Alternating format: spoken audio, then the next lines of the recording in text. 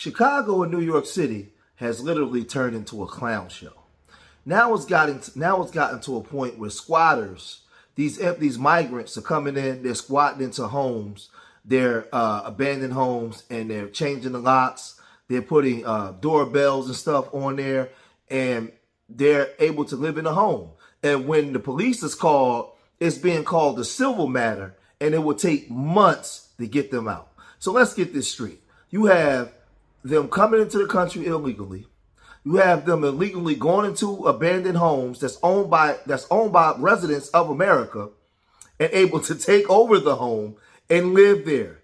And when the agent comes to maybe show the home to somebody, they get kicked off of the property. Police come, and police tell the owner and the agent that there's nothing that they can do.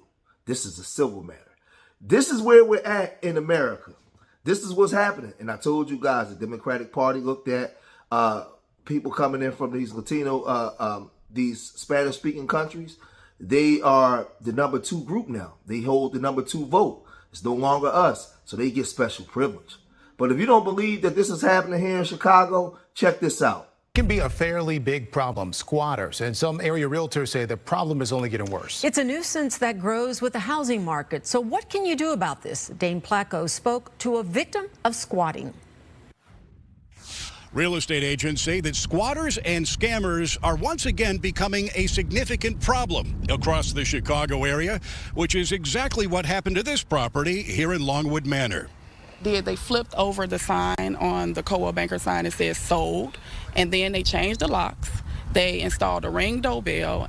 Real estate agent Arian McDuffie says she was shocked on Friday when she found a family living in this vacant home she'd been trying to sell for months, yelling at her. This is our property. Get off of our property.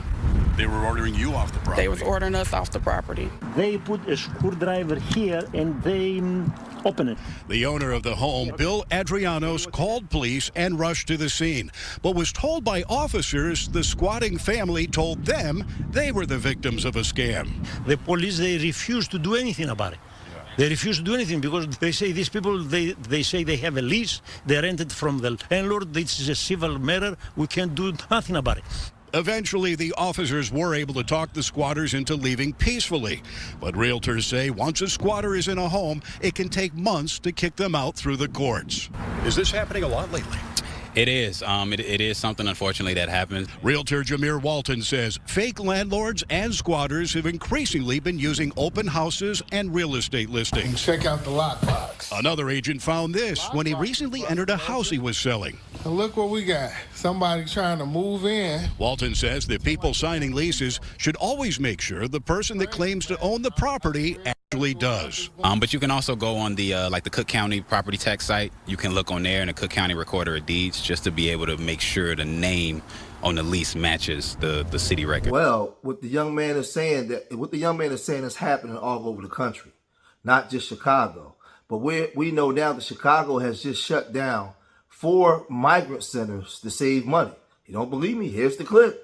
The city of Chicago has closed 4 temporary migrant shelters, saying the individuals have been moved to other shelters. The sites were in North Park, Lakeview, North Lawndale, and downtown. City officials say the closings will equal to about $19 million in savings over the course of a year. That includes the cost of the leases, staffing, food, and laundry services.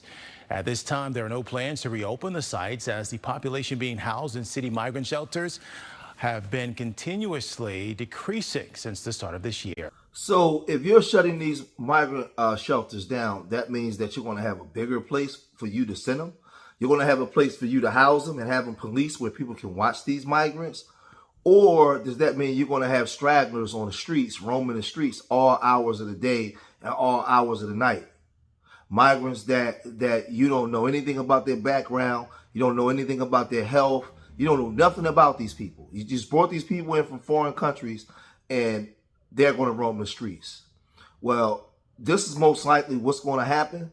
And in Dalton, Illinois, Kiana Belcher in the board meeting, she spoke about this. She spoke about not being able to have the manpower and the police to be able to handle a situation like this. Check this out. Good evening, everyone. As everyone knows and has seen, what's going on with migrants coming to different communities and kind of like taking over in so many words. Right now, I just feel that the Village of Dalton, we don't have the resources for the migrants, we don't have the locations, and we definitely don't have the public safety as reference to police to man type of individuals that may come in, not to stereotype anyone, but individuals that may come in and we can't control the narrative or the situation. With the unscheduled buses, as other South suburban communities have done, they were giving the buses fines if they were dropping them off or making them leave. Now, I don't know, and I guess that's why it's for discussion, because we would have to look into how are they fined, what the fine is, and if a bus does come to drop off, do a drop off, how do we regulate them leaving with just by our ordinances. So it has been it's through a lot of different communities. We just don't have the resources. I know a lot of people, they need homes, they need shelter, they need things that some of us need also. Yeah. But we don't have the resources as a community right now, especially with our financial situation also. They'll put that burden on the community. So if we can just start implementing some type of regulations to stop the buses, then we can start putting in place so we don't have more squatters than we already have in those type of issues. So here's the fake concerns from the Republican Party. This man took the Fox News to break down the problems that are going to happen and talk about the issues with the Democratic Party and a whole bunch of foolishness. Check this out. And this is actually a similar thing we're going to talk about now. It's a nightmare scenario because one handyman turned squatter hunter is warning that migrants may soon catch on to squatters' rights in blue cities. So for those at home who are wondering what squatters' rights mean, dictionary.com says it's, quote, a claim to real property that may be granted to a person who has openly possessed and continuously occupied it without legal authority for a prescribed period of years. Joining us now, United Handyman Association and SquatterHunters.com founder, Flash Shelton. Flash, it's great to have you on the program. And this is a really scary prospect that essentially people who are breaking the law have laws that protect them. What kind of world are we living in here? Yeah, it's crazy. And, you know, I think it's important to say that regardless of where you sit politically or morally, this is affecting all of us. Yeah, I mean, on that note, talk to us about how you see change coming. What are policies, the number one policy that you see that could change to help sort of ease the burden of these squatter rights, if you will? I think that, you know, the most important thing is that we just need to criminalize squatting in residential maintained properties. The laws originally were undesignated land by government, and it's been ignored and kind of interpreted in a different way. I think if we criminalize, you know, no squatting in residential maintained properties, that's going to solve a lot of these issues, and send it to criminal court and let law enforcement act. Why should I say I'm a property owner and squatters come into my property? I've got to take this to court. I've got to get a lawyer. It's a very long fight when you're dealing with a situation like this. It's costly, it's time consuming, it's stressful. Why should the good citizen that is living in the country and doing what they're supposed to do, why should they even have to deal with this at all? You know, and the truth is they shouldn't. It's just there's no common sense in it at all. You should have more rights. Unfortunately, the homeowner and the landlord is not presumed the residents, and that's what causes this. So because a tenant is always presumed the resident, that's why they have more rights. Hey, we're living in a time where they can just come kick the door in.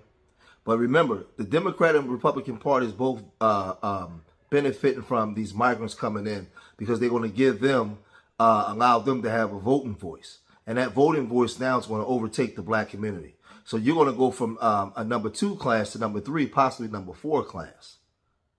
And we was already told this. So again, like I told black people, you guys been forewarned. You guys have had years and years to get yourself together, man. And everything that we've been warning you about now is happening right in front of your face. They coming to take it all. And when these immigrants come here, they have no allegiance to you, and they have really no knowledge about what you've been through here as a black American, nor do they even care. And it's not their business to care. It's our business to get our stuff together and do what we need to do as a group. But unfortunately, we're too divided. And at this point, like I said, you're going to need some type of divine intervention to fix the black community.